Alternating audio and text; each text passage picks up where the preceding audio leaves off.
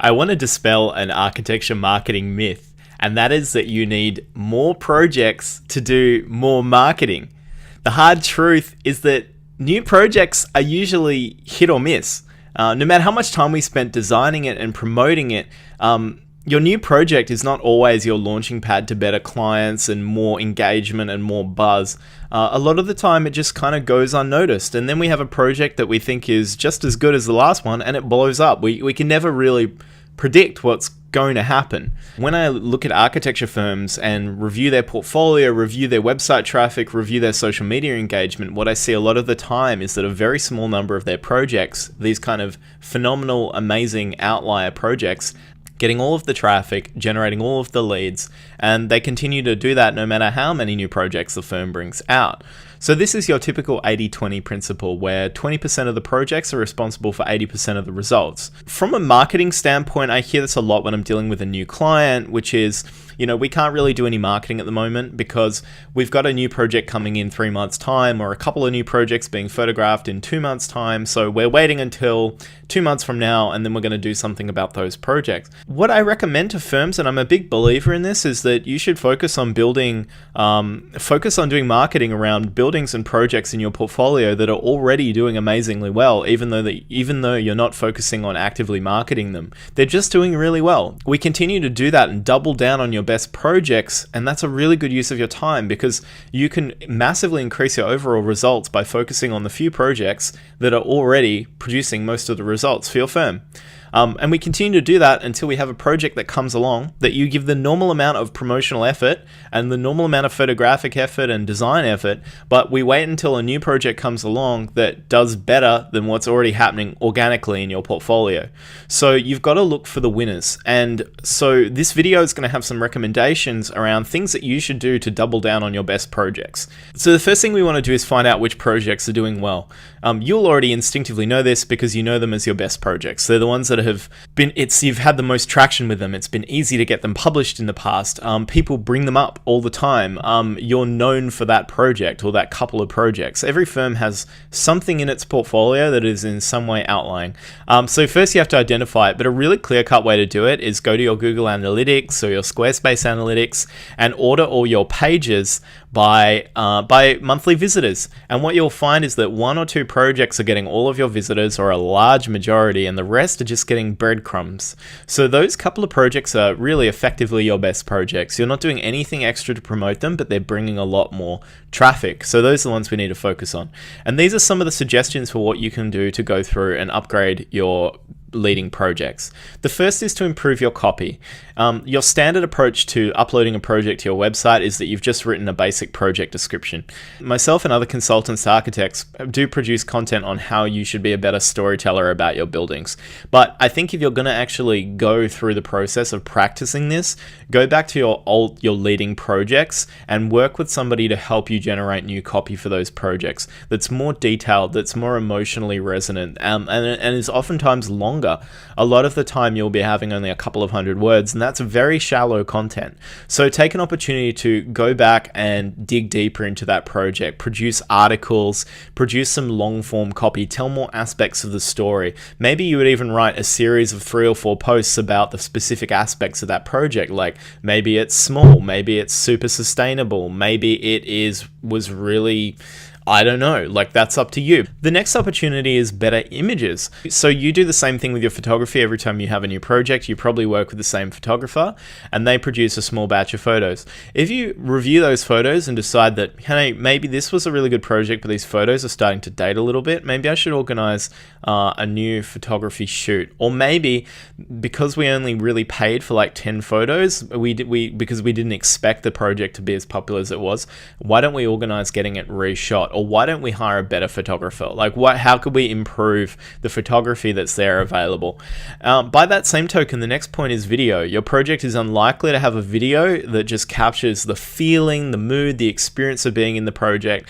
So make a relationship with a videographer, schedule them to come back and shoot the project, interview the client, interview you to create a piece of content that will really engage visitors to the most popular page on your website, which is going to be your leading project page. The next thing you could could do would be to write a presentation or a talk, record it, maybe like with a slideshow, and upload that video to YouTube.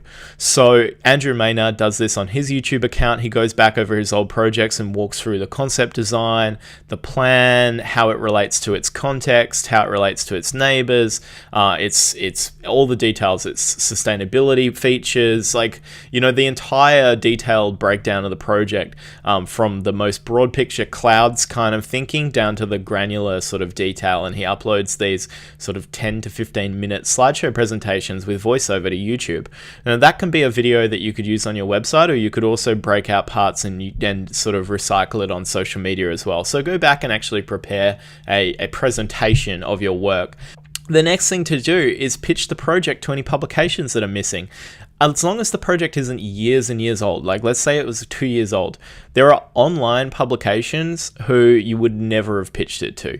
I made a video the other day on, one of the mistakes with media outreach, and the number one mistake is always that we only pitch Houses Magazine, or we only pitch Dezeen. We don't look at the broader media landscape. So go back to your project and invest a little bit of time in thinking, what publications could we have easily gotten this project onto to get it more exposure that we didn't. And oftentimes you're going to find Arc Daily. Why didn't we submit to Arc Daily? Why haven't we contacted X, Y, and Z? This other list of possibilities.